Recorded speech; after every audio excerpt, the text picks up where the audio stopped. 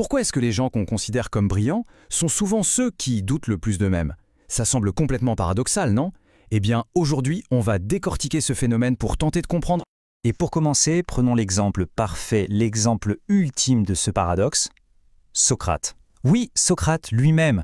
On parle d'un des plus grands esprits de l'histoire, et pourtant, toute sa philosophie repose sur une seule idée. Admettre qu'il ne sait rien. Et vous allez voir, ce n'est pas du tout un hasard. Du coup, on est en droit de se demander, est-ce que c'est juste de la fausse modestie, une sorte de posture pour ne pas avoir l'air trop arrogant, ou est-ce que ça révèle quelque chose de bien plus profond sur la nature même de l'intelligence? C'est la question qu'on va creuser. Alors voilà, on attaque le cœur du sujet, le fameux paradoxe socratique.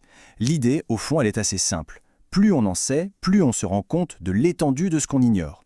C'est un peu comme si on allumait une allumette dans une caverne immense. La petite lumière ne fait que nous montrer à quel point l'obscurité est gigantesque tout autour. Et c'est ça le point clé.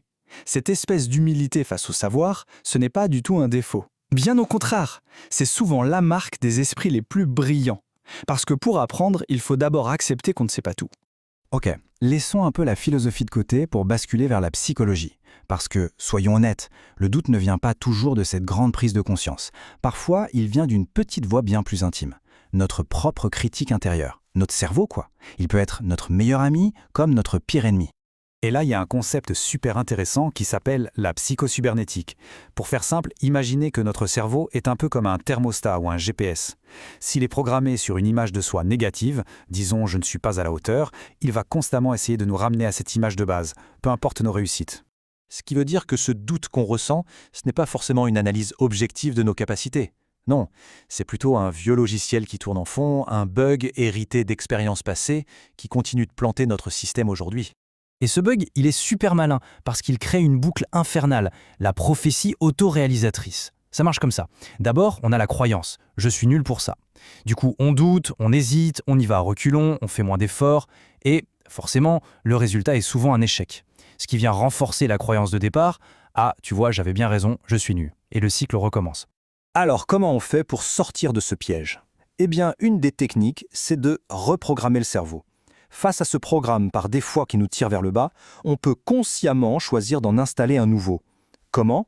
En visualisant le succès. C'est une manière de hacker le système, de lui fournir de nouvelles preuves pour qu'il recalcule sa trajectoire vers la réussite. Bon, on a parlé de ce qui se passe à l'intérieur de notre tête. Mais il faut aussi regarder dehors. Parce que le doute, ce n'est pas juste une affaire entre soi et soi. Le regard des autres, la pression sociale, ça joue un rôle énorme. Soyons clairs, personne n'aime les « je sais tout ». Et les personnes intelligentes le comprennent très très vite. Pour s'intégrer, pour ne pas passer pour quelqu'un d'arrogant, eh bien, elles apprennent à se mettre en retrait, à nuancer. Le doute devient presque un outil de communication, une stratégie pour être accepté socialement. Et ça passe par des choses toutes bêtes. Prenez des expressions comme « en fait » pour corriger quelqu'un, ou un « bien sûr » un peu trop assuré. Même sans le vouloir, ça peut être perçu comme de l'arrogance. Alors pour éviter ça, beaucoup de gens brillants vont s'auto-censurer, ajouter des « peut-être », des « il me semble que », juste pour adoucir le propos. Ce petit schéma, il illustre parfaitement le problème. D'un côté, on a des années de travail, de compétences accumulées. C'est une grosse barre. Mais de l'autre, il suffit de quelques moqueries, de quelques critiques un peu dures pour que la barre de confiance, elle, baisse de manière significative. C'est vraiment ça, l'impact des coups portés à l'ego. Et ça nous amène à une conclusion importante. La confiance, ce n'est pas quelque chose d'inné ou de permanent. Non, ça se construit brique par brique, avec nos réussites, nos expériences, mais ça peut aussi se fissurer, voire s'effondrer, beaucoup plus vite qu'on l'imagine. Ok, maintenant qu'on a vu tout ça, le paradoxe socratique, le critique intérieur, la pression sociale, si on essaie de retourner le problème, et si le doute n'était pas l'ennemi à abattre, et s'il était en fait un outil? Voilà une manière de redéfinir le doute. Ce n'est pas un signe d'incompétence. C'est un mécanisme de sécurité. C'est ce qui nous pousse à double vérifier, à ne pas être trop sûr de nous, à peser le pour et le contre. Bref, c'est ce qui nous permet de prendre des décisions plus intelligentes et moins risquées. Finalement, les bienfaits sont assez évidents quand on y pense. Un peu de doute, ça nous oblige à vérifier nos sources, à être plus rigoureux. Ça nous rend plus prudents dans nos choix. Et surtout, ça nous garde ouverts et humbles, prêts à apprendre, un peu comme Socrate. C'est la clé pour continuer à progresser. Alors on va finir sur cette question.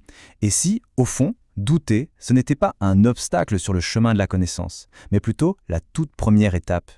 La prochaine fois que le doute s'installe, au lieu de le chasser, on pourrait peut-être l'écouter. Il a sûrement quelque chose d'intéressant à nous dire.